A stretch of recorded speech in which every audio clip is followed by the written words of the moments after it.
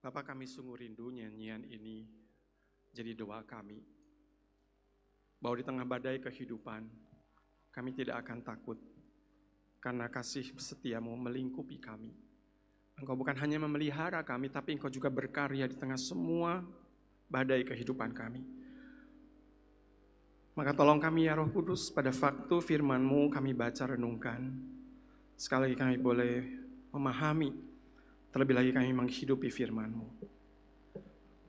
Berfirmanlah ya Tuhan, kami rindu mendengar dan menjadi pelaku firman. Demi Kristus kami mohon dan berdoa. Amin. Selamat pagi jemaat dikasih oleh Tuhan.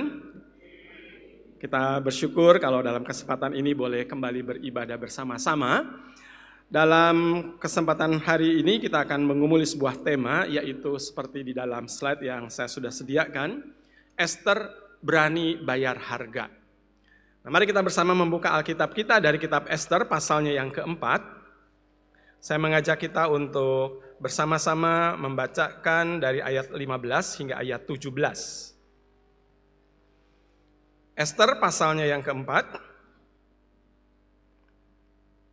ayatnya yang ke-15 hingga ayat 17.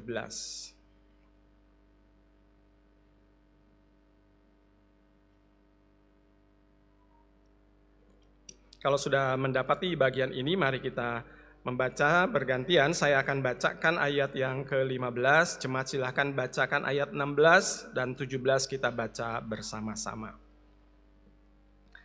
Maka Ester menyuruh menyampaikan jawab ini kepada Mordekai.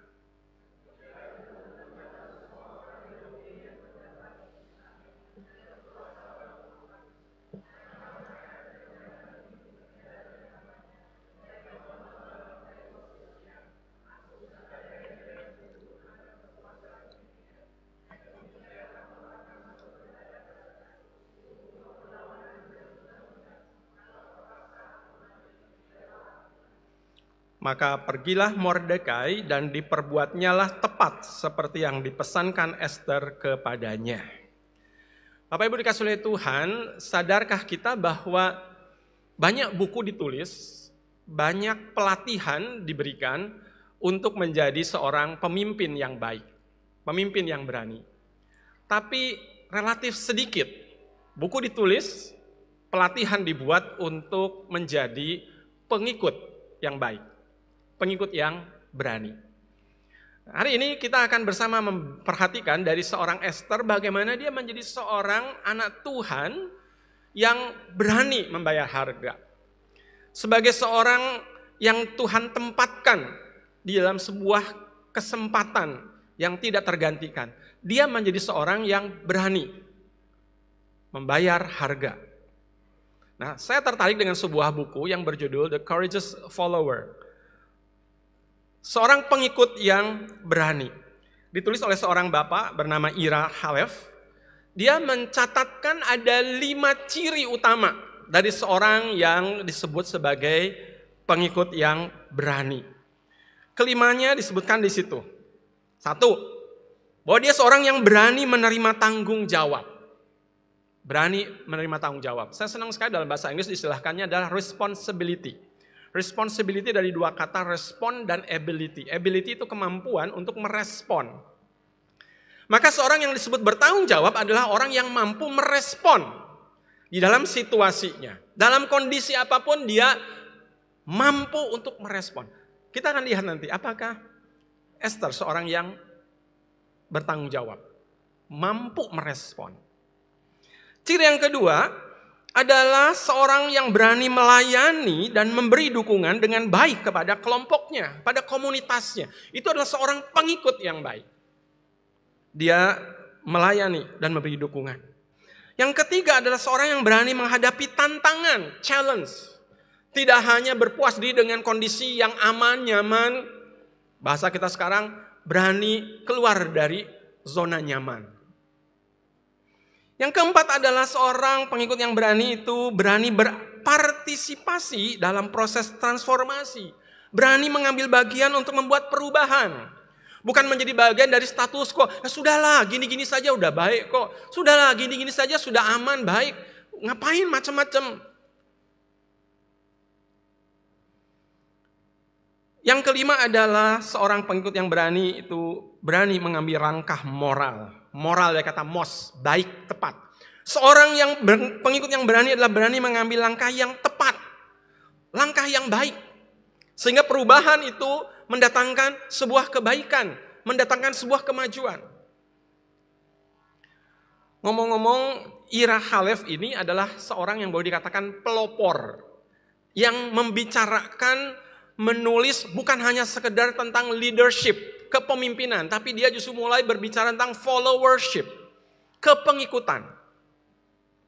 Dan saya rasa Tuhan Yesus seimbang mengatakan, oke, jadi pemimpin, tapi pemimpin yang harus melayani. Dan engkau harus mulai dari apa? Engkau menjadi seorang pelayan, menjadi seorang pengikut, tetapi pengikut yang berani. Dan Ira Halef menyebutkan 5 ciri utamanya. Apakah Esther termasuk seorang yang bisa kita kategorikan pengikut yang berani? Saya setuju untuk mengatakan bahwa berdasarkan 5 ciri utama yang dituliskan oleh Ira Halef, Esther bisa dikategorikan seorang pengikut yang berani. Dia bukan hanya percaya kepada Allah, dia bukan hanya menjadi umat tebusan, tetapi ketika diberikan kesempatan pada tempatnya, dia menjadi seorang yang sungguh-sungguh disebut pengikut yang berani. Bagaimana tidak? Esther dijadikan seorang ratu di sebuah kerajaan yang sangat luar biasa pada zaman itu. Jadi di dunia ini ada beberapa kerajaan yang sangat besar di Timur Tengah khususnya. Bapak Ibu kita mengenal sebagian dalam kitab Perjanjian Lama. Ada Asyur. Nanti Asyur kalah oleh Babel. Nanti Babel kalah, Persia muncul.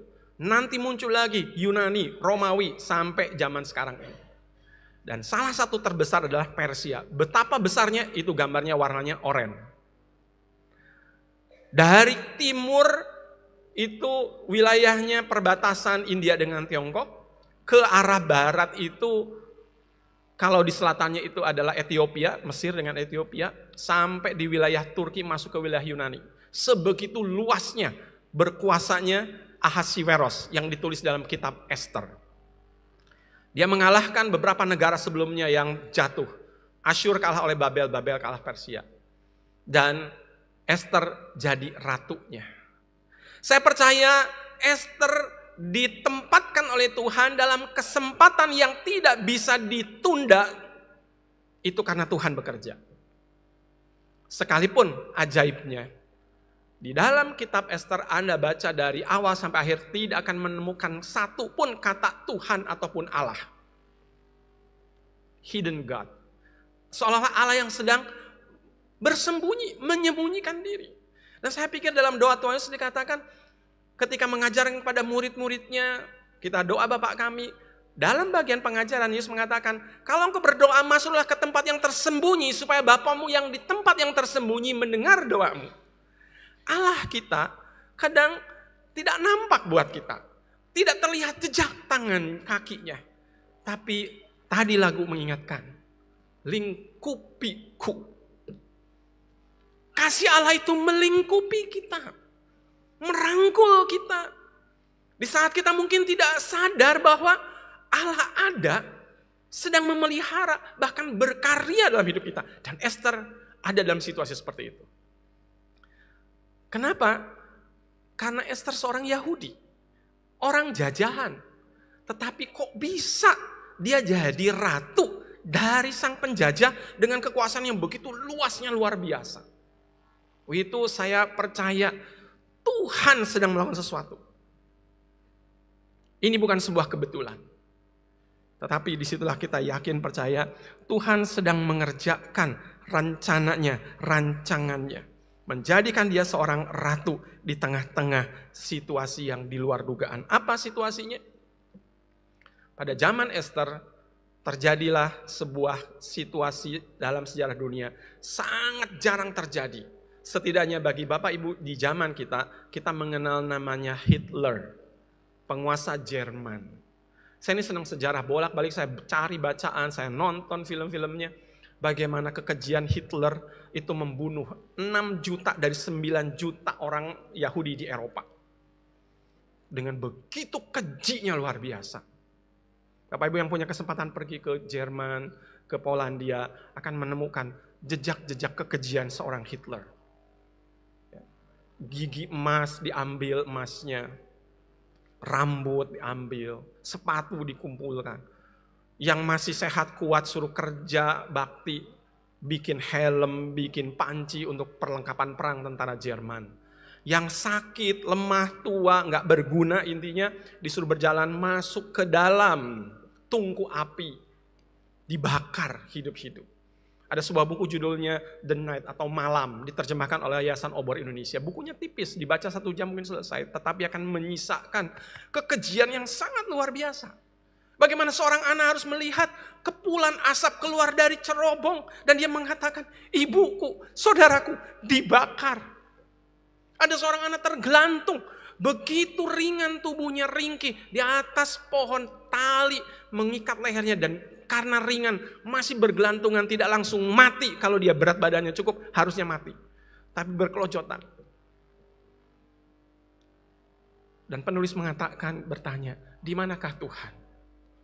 Dengan sangat tragis, sinis dituliskan, Tuhan tergantung di sana. Saking apa? Ngerinya seorang Hitler begitu keji dan kejamnya. Tidak jauh, zaman Esther sudah mengalami situasi yang seperti itu. Ancaman itu sudah di depan mata. Kenapa? Ada seorang namanya Haman. Seorang yang diberi kedudukan sangat tinggi oleh Ahasiweros yang raja Persia.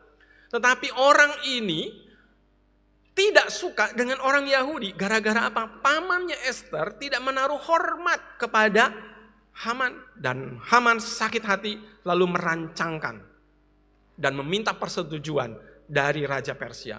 Untuk apa? Itu yang dituliskan di dalam pasalnya yang ketiga ayat 13. Supaya diberikan titah kepada seluruh wilayah Persia.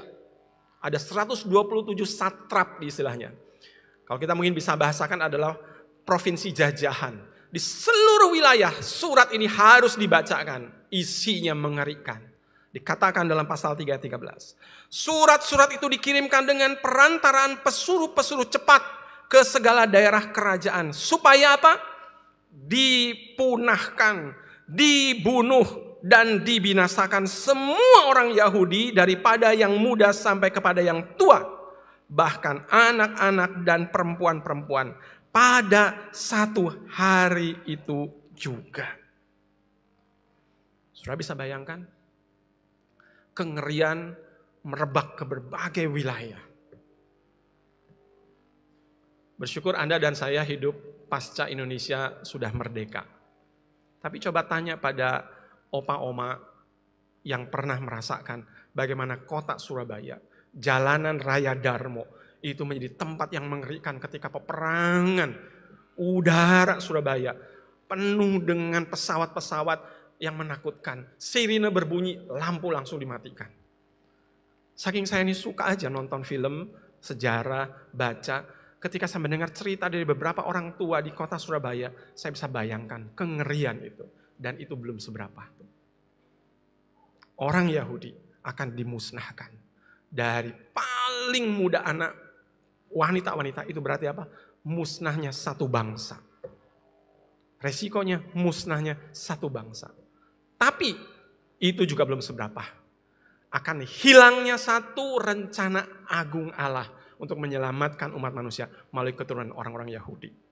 Kalau seluruh orang Yahudi di satrapnya orang-orang kerajaan Persia habis musnah, siapa yang akan mengerjakan karya keselamatan di dalam diri Kristus Yesus, anak orang Yahudi? Maka saudara di sini ini bukan sesuatu yang kebetulan kalau sampai Esther itu ditempatkan oleh Tuhan jadi ratu di sebuah bangsa yang begitu keji dan kejam, yang mengancam bukan peradaban bangsa Yahudi, tetapi juga rencana Allah yang begitu mulia. Maka sekalipun kitab Esther tidak mencatat kata Tuhan ataupun Allah sekalipun, Allah tetap sedang bekerja di dalam kesunyian. Allah sedang terus memelihara umatnya, bahkan Allah bekerja di tengah-tengah situasi umatnya.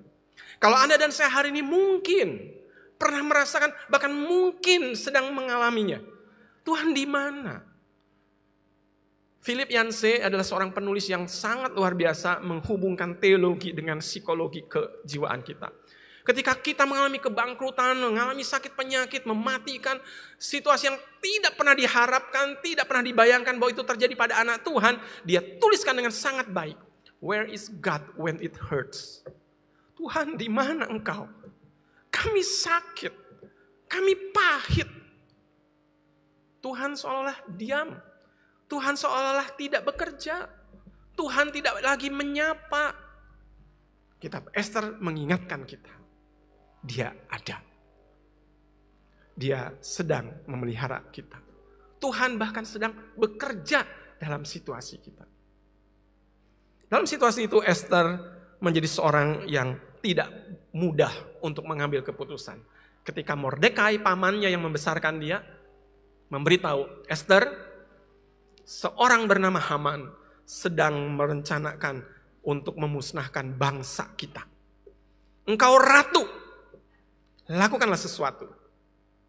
Hadap raja dan minta pertolongannya. Saudara, orang yang diberi kedudukan begitu tinggi, begitu luar biasa dekat dengan kekuasaan seolah-olah memberi jaminan. Tapi tidak selalu begitu.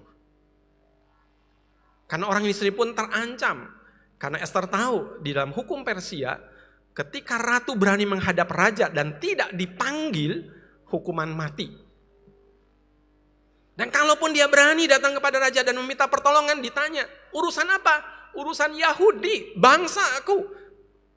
Masalah, karena selama ini Ester identitasnya tidak diketahui kalau dia orang Yahudi. Bisa juga ketika Ester berbicara lalu raja mengambil tindakan, bisa saja dipersepsikan raja lemah, nurut sama ratu. Ester bisa saja mengambil kesimpulan dan keputusan, aku tidak peduli. Sekalipun aku mengerti situasi bangsaku begitu luar biasa, sulitnya, terancam. Tapi aku akan lebih terancam, aku tidak peduli. Bisa? Bisa. Orang kalau takut untuk mengambil resiko itu sangat wajar. Kenapa? Mungkin Anda dan saya setuju dengan ketiga kemungkinan ini. Kenapa kita takut untuk mengambil risiko? Satu, kita takut gagal. Kita takut gagal. Ketika kita mungkin mengambil sebuah langkah iman, itu iman.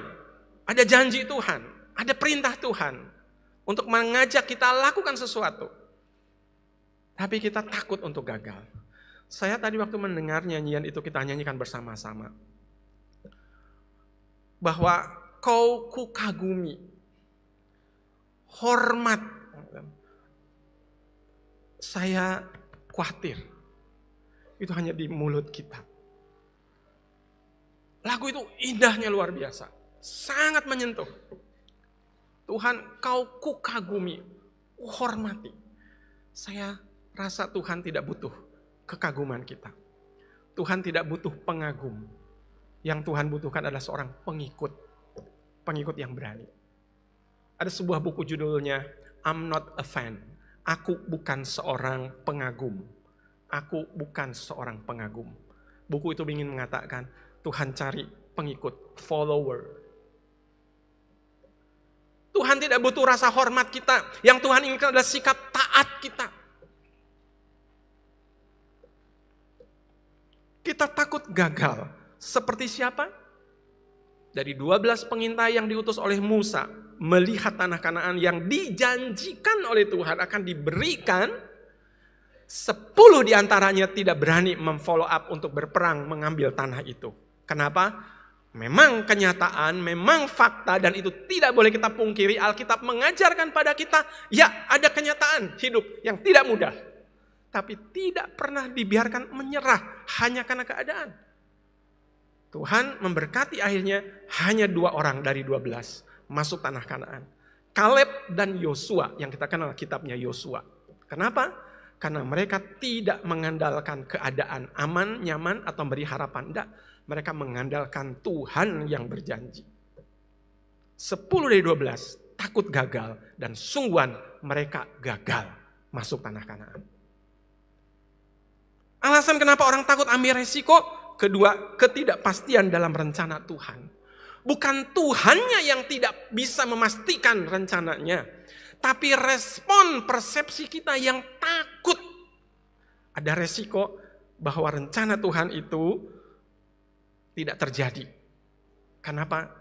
Karena bagi kita yang dalam ketidaktahuan, kita tidak bisa memastikan jadi atau tidak rencana Tuhan itu.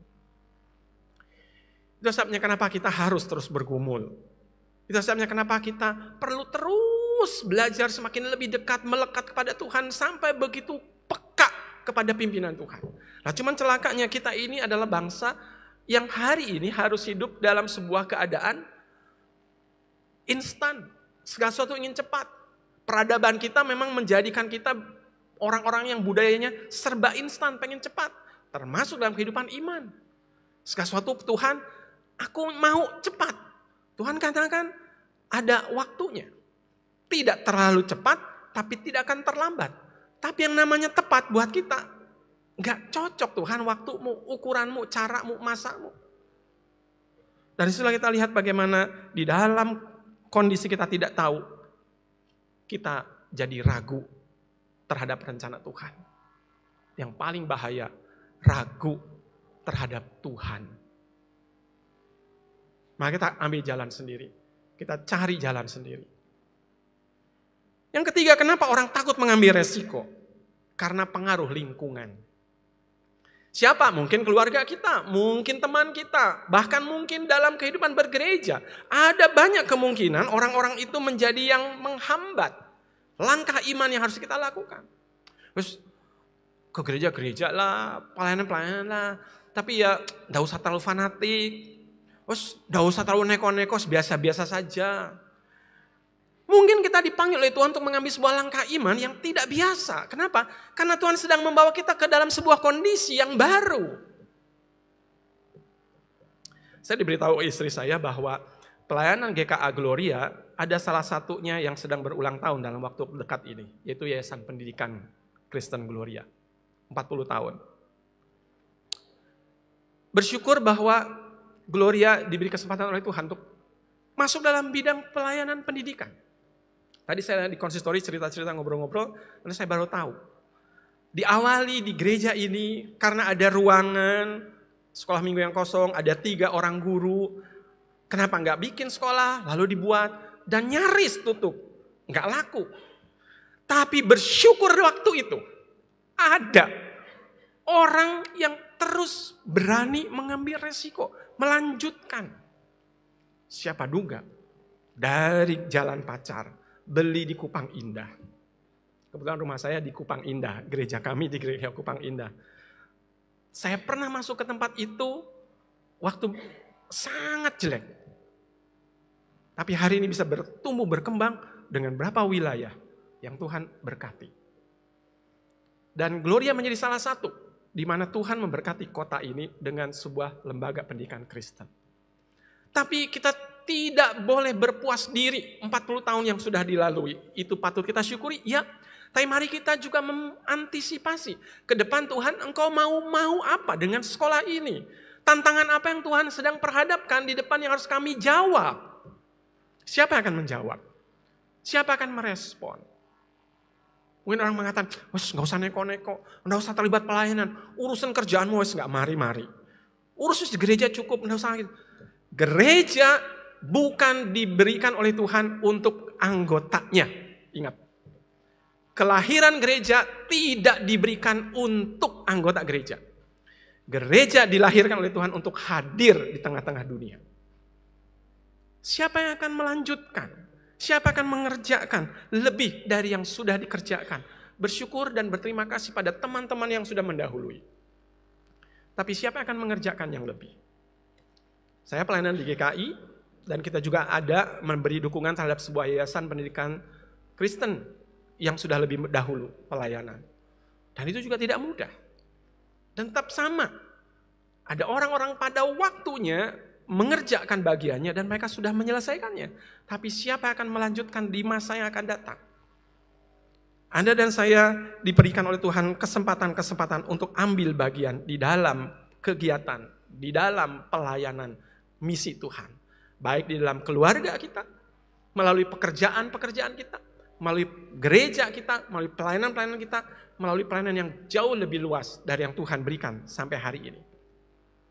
Berani enggak bayar harga untuk tantangan-tantangan yang Tuhan berikan? Membesarkan anak pada zaman ini tidak menjadi lebih mudah karena tantangan zaman beda.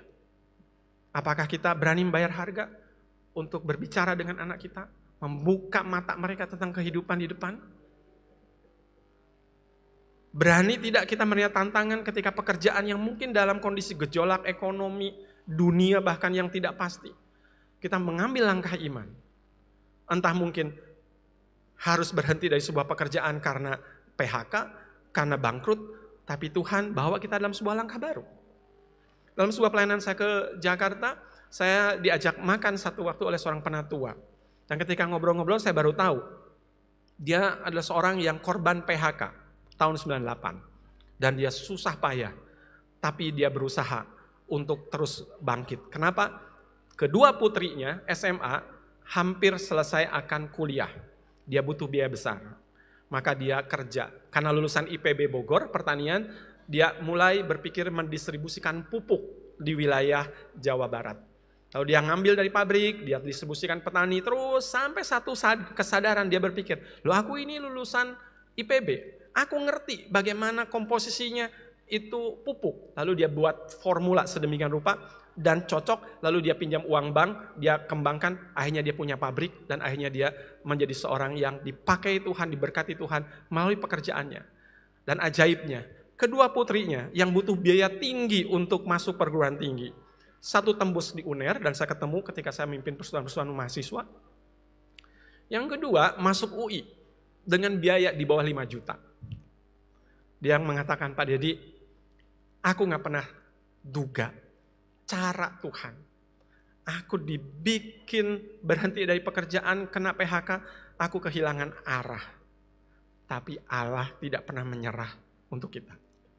Dia bawa orang ini melakukan sebuah proses, dan akhirnya ketika dia menemukan tempat dalam sebuah kesempatan yang tidak bisa lebih cepat, tidak terlambat, dia jadi seorang yang memberkati. Dia mengatakan, Pak, aku dulu tuh karyawan, sekarang aku jadi bos, Pak. Karyawanku banyak. Saudara, kita tidak pernah tahu cara Tuhan, masaknya kapan Tuhan akan kerjakan. Tapi Tuhan beri tantangan pada Anda dan saya. Berani tidak kita mengambil bagian, menjadi seorang pengikut yang berani. Mengambil tanggung jawab, berproses dalam perubahan, dan mengambil keputusan moral yang tepat dan baik. Dan Esther berani melakukannya. Dia katakan dengan sangat jelas bahwa dia takut, bahwa dia tidak tahu, tetapi dia mau ambil bagian dalam proses itu. Yang dia lakukan, respon yang dia berikan, saya yakin bukan karena dia itu berani, karena keadaan yang memberikan harapan. Bukan karena keadaan aman dan nyaman, tapi justru dalam kondisi yang penuh ancaman, dia berani mengambil keputusan. Karena apa? Karena Tuhan.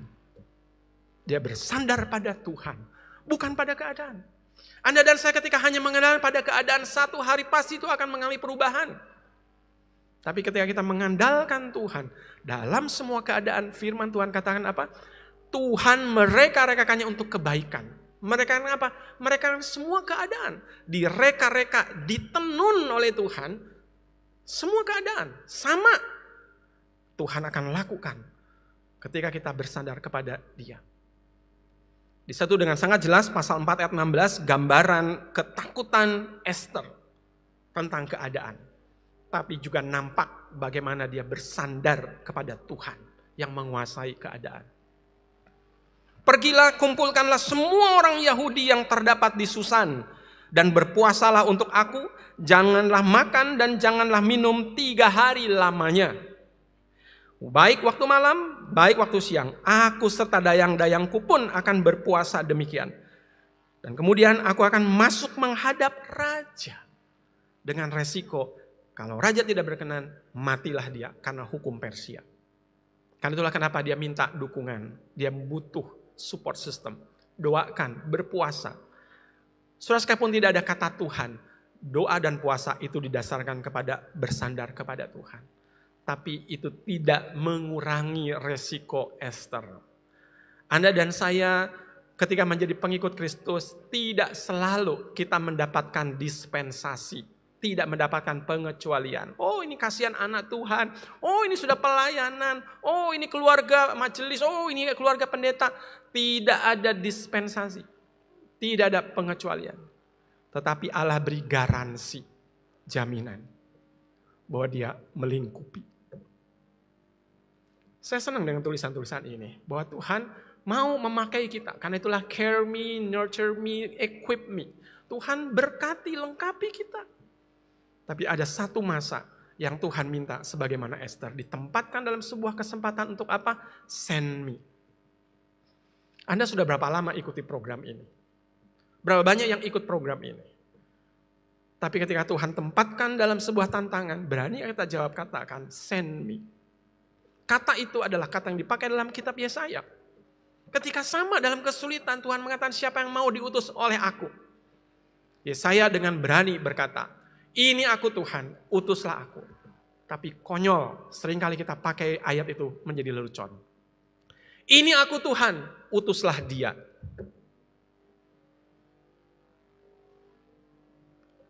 Aku tersentuh Tuhan, tapi sorry, orang itu saja yang diutus.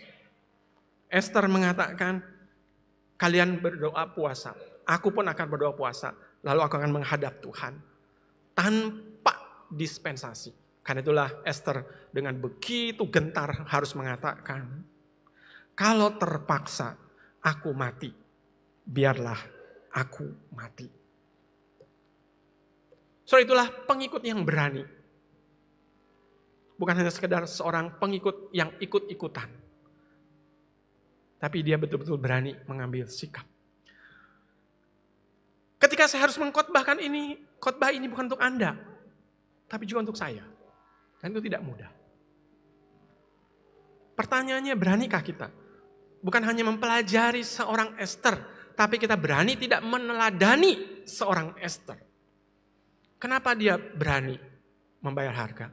Sekali lagi, bukan karena dia hebat, kuat. Bukan karena keadaan, tetapi karena Tuhan. Dan inilah yang saya percaya. Di dalam kesendirian, dia harus berjalan, menjawab apa yang Tuhan inginkan bagi bangsanya. Bahkan bagi rencana Tuhan yang jauh lebih besar. Menyelamatkan bangsa Yahudi dan menggenapkan rencana Tuhan melalui orang Yahudi. Karena itulah saya percaya di balik kesunyian surat atau kitab Ester, tanpa ada tulisan Allah, tanpa ada tulisan Tuhan sekalipun, sesungguhnya itulah yang dikatakan juga oleh Yeremia ketika dia meratap. Di dalam ratapan pasal 3 ayat 22, kalau Bapak Ibu nanti baca ratapan pasal 3 sampai ayat 20, 19 sampai ayat 20, saudara akan temukan dari ayat pertama sampai ayat-ayat itu. Isinya adalah keluh kesah, keputusasaan, sampai Yeremia mengatakan dalam ratapannya, aku tidak lagi mengenal apa itu bahagia. Aku sampai lupa apa itu bahagia. Saya jadi ingat lelucon atau kata-kata yang kadang kita kirimkan ke teman, jangan lupa bahagia. Kayaknya mungkin itu terinspirasi dari ratapan Yeremia. Jangan lupa bahagia. Apa? Saking sorok. Yeremia mengatakan, aku lupa apa itu bahagia. Tapi begitu ayat berikutnya berbicara. Tetapi katanya, terbalik langsung klimaksnya. Ketika ditempatkan oleh Tuhan dalam sebuah ketinggian, sebuah pandangan perspektif rohani membawa perubahan sekalipun keadaan tetap sama. Tapi Yeremia mengatakan, akan aku taruh ke dalam hati dan pikiranku. Bahasa dalam bahasa Indonesia dikatakan, aku akan mengingat. Kata mengingat pakai istilahnya left. Aku akan kembalikan ke pikiranku supaya aku ingat. Aku akan kembalikan ke dalam hatiku. Apa? Ayat 22 ini. Dan itu yang memberikan pengharapan katanya. Apa yang ditaruh dalam pikiran? Apa yang ditaruh lagi dalam hatinya? Bahwa tak berkesudahan kastia Tuhan. Tak habis-habisnya rahmat Tuhan. Selalu baru tiap pagi. Besar kesetiaanmu. Kalau Ester, kalau Anda dan saya tidak menemukan kata Tuhan ataupun Allah dalam kitab Ester, bukan berarti dia tidak ada dan tidak berkarya. Karena kasih setianya selalu baru tiap hari. Hanya saja mungkin Anda dan saya tidak menyadari. Itu marilah kita menjadi pribadi-pribadi yang ketika diberi tantangan apapun hari ini. Di tengah keluarga, mungkin itu masalah suami istri, membesarkan anak. Anak harus merawat orang tua. Pekerjaan yang mungkin sedang goncang di tengah-tengah situasi ekonomi dunia. Kita tidak tahu apa yang sedang ada di depan kita. Tapi Tuhan memberikan tempat dan kesempatan pada zaman ini tidak akan tergantikan dan hanya Anda dan saya yang harus memberikan respon. Kita bisa saja abai dan tidak peduli. Tapi mari kita mempelajari terlebih lagi meneladani Ester. Berani bayar harga. Dan semoga kita menjadi pribadi-pribadi yang memuliakan Tuhan dan jadi saluran berkat. Pada waktu Perang Dunia Kedua di Eropa, kota-kota di sana dibombardir oleh sekutu. Dan ada satu gereja hancur. Ketika pasukan sekutu masuk, menemukan gedung gereja itu hancur dan ada patung Yesus yang juga berantakan. Lalu mereka merancang kembali, menaruh kembali pada tempat-tempatnya. Tapi akhirnya ditemukan patung Yesus itu tidak utuh. Karena kedua tangannya itu sudah terlalu hancur berkeping-keping sehingga tidak bisa lagi dipasang pada patung yang direkonstruksi ulang itu. Tapi justru itu menimbulkan sebuah makna yang baru dengan pesan yang dalam. Dituliskan oleh mereka. Bahwa patung Yesus ini, He has no hand but ours. Seolah ingin mengatakan Yesus tidak lagi punya tangan. Kecuali tangan Anda dan saya yang datang dan melihat patung itu. Saya ingin kaitkan dengan puisi yang dituliskan oleh Ibu Teresa. Semoga ini juga jadi doa dan harapan kita. Di dalam menghadapi setiap tantangan, kita memanggil Tuhan untuk menolong mendorong kita memberi jawaban. Doanya begini. Tuhan Yesus, kini tubuhmu tidak ada lagi di bumi kecuali tubuh kami. Tak ada lagi tangan kecuali tangan kami. Tak ada lagi kaki kecuali kaki kami. Kami adalah mata yang memandang dunia dengan belas kasihan-Mu. Kami adalah kaki yang dengannya Engkau masih bisa berjalan melakukan segala kebaikan. Kami adalah tangan yang dengannya Engkau bisa memberkati orang. Maka Tuhan berkatilah pikiran dan tubuh kami. Sehingga kami menjadi berkat bagi orang lain. Amin. Mari kita berdoa.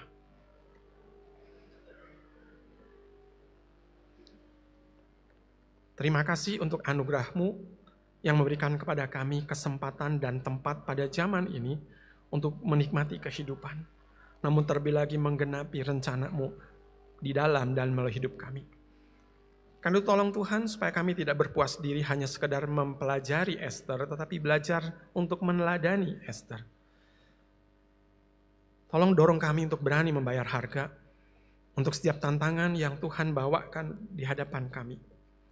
Kami sadar itu tidak mudah, bahkan mungkin akan membuat kami susah, sakit, sulit, tapi tolong kami Tuhan untuk boleh menyadari bahwa sesungguhnya itu adalah jalan anugerah Tuhan untuk boleh memakai kami dan menggenapi rencana-Mu melalui kami.